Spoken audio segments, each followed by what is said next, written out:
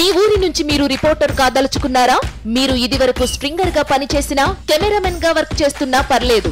Freelancer గా పనిచేసే chance. రాజకీయాల నుంచి సినిమాల దాకా, లైఫ్ స్టైల్ నుంచి పర్యాటకం వరకు ఎక్కడి నుంచైనా ఏ వార్త అయినా సరే కవర్ చేయవచ్చు. వార్త కొట్టు, క్యాష్ పట్టు. ఆసక్తి గలవారు 9032555277 కి కాల్ లేదా వాట్సాప్ చేయండి.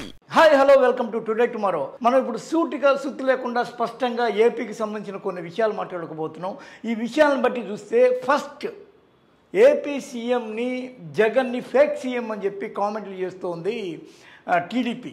ఈ కామెంట్లు చేస్తున్న ఒకానొక విధంలో అసలు నిజంగానే జగన్ని వాళ్ళు ఎందుకు ఫేక్ సీఎంగా మార్చేస్తున్నారు? ఒకటికి 2 సార్లు 3 సార్లు 20 సార్లు 30 సార్లు 40 సార్లు 50 సార్లు ఇలా వరుస పెట్టిన అనేస్తే జగన్ రేపటి రోజున ఫేక్ సీఎం అయ్యే అవకాశం ఉందా లేదా?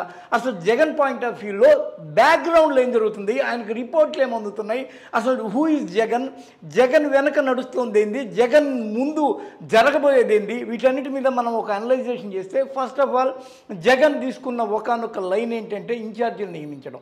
ఇన్ఛార్జీలు వాళ్ళ నియామకాల్లో కొన్ని లోటుపాట్లు ఉండడం, వాళ్ళకంటూ సరైన ప్రాంతాల్లో కమాండ్ లేకపోవడం, ఆ కమాండ్ లేకపోవడం లోపల ఏం జరుగుతుందో అది బయటకు వచ్చేయటం, ఈ లోపల ఏం జరుగుతుందో బయటకు రావడాన్ని ఎల్లో మీడియా ఒక అప్పనంగా పావుగా వాడుకోవడం.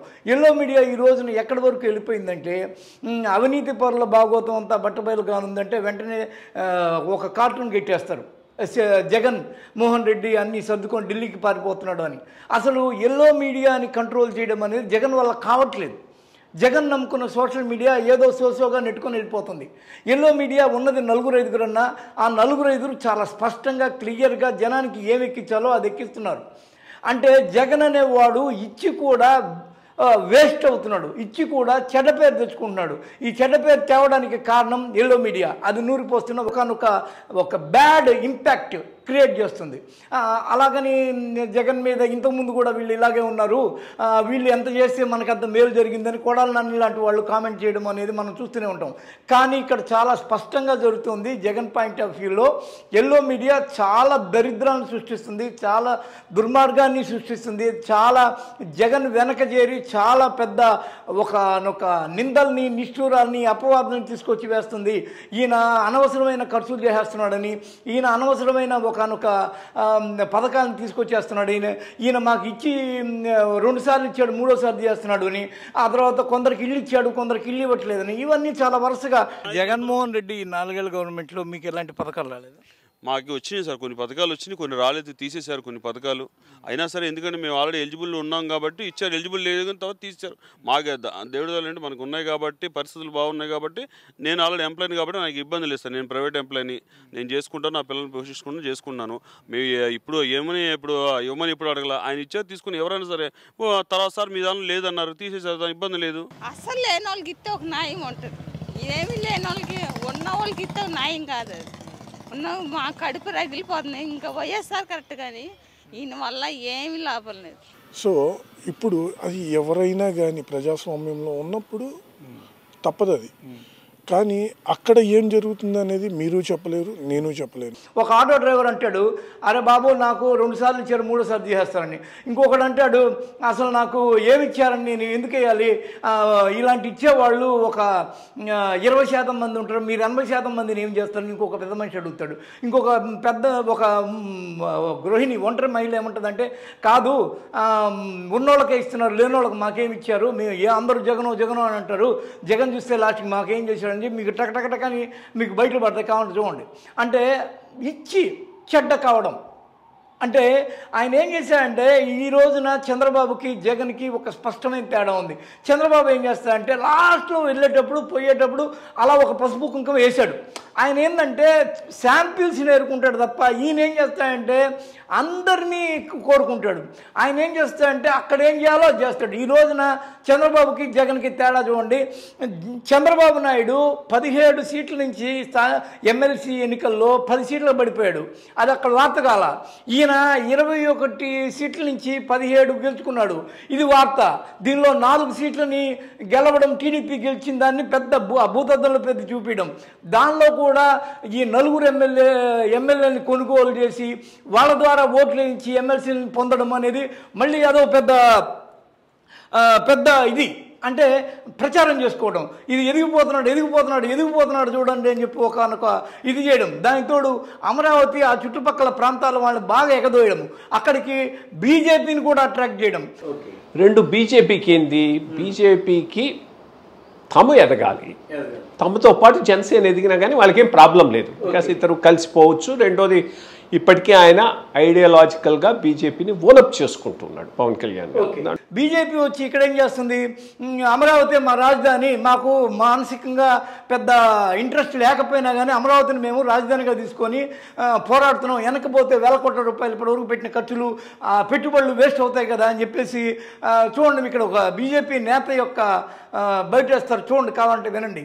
అంటే అందరినీ పోగేస్తూ చాలా జాగ్రత్తగా వర్కౌట్ చేసుకుంటూ వెనకాల ఈయనకు తెలియకుండా వీళ్ళు ఏమంటున్నారు, ఈరోజు సజ్జలు లాంటి వాళ్ళు ఏమంటున్నారంటే మా ఎమ్మెల్సీ ఎన్నికల్లో మేము కోల్పోయిన ఓట్లు మావి కావు, మా వాళ్ళు వేరే ఉన్నారు, మాది పెద్ద మాంకాళమ్మ జాతర లాగా మాస్ జాతర ఉంటుంది, మేము ఎట్టి పరిస్థితుల్లో మేము కోల్పోయింది ఏమీ లేదు అని చెప్పేసి చెప్పుకొని ఒకనొక భ్రమల్లో అవుతున్నారేమో అనిపిస్తుంది. కాబట్టి జగన్మోహన్ రెడ్డి సోషల్ మీడియాని నమ్ముకొని ఆ తర్వాత ఇలాగే సోషల్ మీడియాతోనే వెంట వెళ్ళి వీళ్ళతోనే మనం ఏదో చేద్దాం అనుకుంటే వాళ్ళది చాలట్లా. ఎల్లో మీడియా ముందు జగన్మోహన్ రెడ్డి సోషల్ మీడియా చాలా తక్కువగా ఉంటుంది. దానికి తోడు అధికారంలో ఉన్నప్పుడు వేరుగుంటుంది, ప్రతిపక్షంలో ఉన్నప్పుడు వేరుగుంటుంది. ప్రతిపక్షంలో ఉన్న మీడియానే పవర్ఫుల్గా ఉంటుంది. వీళ్ళు అధికారంలో ఉండడంతో అధికారంలో ఉన్నప్పుడు చేసుకుంటున్న ఈ చిన్న చితక ఈ పనులు ఇది ఒక స్లో మోషన్లో వెళ్తుంది. కాబట్టి ఇమీడియట్గా జగన్మోహన్ రెడ్డి చేయాల్సింది ఏంటంటే అసలు ఈ ఎల్లో మీడియా వర్క్ ప్రాసెస్ ఎలా ఉంటుంది, ఈ రోజున ఎల్లో మీడియా ఎలా ఉంటుంది అంటే ఒక రాధాకృష్ణ పాయింట్ ఆఫ్ వ్యూని చెప్పొచ్చు. రాధాకృష్ణ ఏం చేస్తాడు, వివేక హత్యకి అవినాష్ రెడ్డికి లింకు కడతాడు. దానికి కారణం ఏంటి అంటే అవినాష్ రెడ్డి అనేవాడు వివేకాన్ని ఎందుకు హత్య చేయించాడు అంటే వచ్చే రోజుల్లో జగన్మోహన్ రెడ్డి ప్రభుత్వం రావచ్చు, జగన్ జైలుకి వెళ్ళొచ్చు. ఆ వెళ్ళిన సమయంలో షర్మిల భారతిరెడ్డి మధ్య సీఎం ఎవరన్నా కుర్చీ పోరాటం జరుగుతుంది. ఆ పోరాటంలో భాగంగా వివేకానంద రెడ్డి షర్మిలకే సపోర్ట్ రావచ్చు. అందుకనే వివేకాన్ని లేపేశారు అని చెప్పేసి అందుకు ఆస్కారాలు ఉన్నాయి అని చెప్పేసి ఆయన రాయడం, అంటే ఇలాంటివి రాయడం. ఆ తర్వాత మొన్న శ్రీదేవి ఇష్యూలో కోట్ల రూపాయలు ఆమెకి ముడుపులు అప్పచెప్పి ఆయన ఓటు కొనుగోలులో కూడా ఈ ఎల్లో మీడియా భాగస్వామ్యంగా, అంటే ఎల్లో మీడియా ఏం చేసిందంటే పార్టీ లోపలికి వచ్చేసి పార్టీనే శాసించే వరకు వచ్చింది. ఈ రోజున పార్టీనే శాసించే ఎల్లో మీడియా ఎక్కడో అడుగు పొడుగుగా పనిచేసే వాళ్ళ సొంత శక్తియుక్తులతో పనిచేసే సోషల్ మీడియా ఇలాంటివి ఎన్నో చాలా మైనస్ పాయింట్లు ఉన్నాయి. ఈ మైనస్ పాయింట్లను జగన్ అధిగమిస్తే కానీ ఆ తర్వాత ఈరోజు ఎమ్మెల్యేలని నేను ఎవరిని వదులుకొని ఒకవేళ తీసేస్తే వాళ్ళకి చాలా ఇది ఉంటుంది, పిచ్చ క్లారిటీ ఉంటుంది. కాబట్టి తీసేసిన వాళ్ళు అనేవాళ్ళు తీస్తారని, లేకపోతే 40-50 మందికి సీట్లు ఇవ్వని, ఇవన్నీ మాయామారీచ ప్రచారాలు చేస్తున్నారు. ఇవన్నీ కరెక్ట్ కాదు అంటే ఆత్మరక్షణలో పడ్డ జగన్. ఇట్లా చూసారా, ఈ మొత్తము వాళ్ళు చాలా గిరిల్లా పోరాటం చేస్తున్నారు. చిన్న కిటుకుతో పెద్ద దెబ్బ కొడుతున్నారు.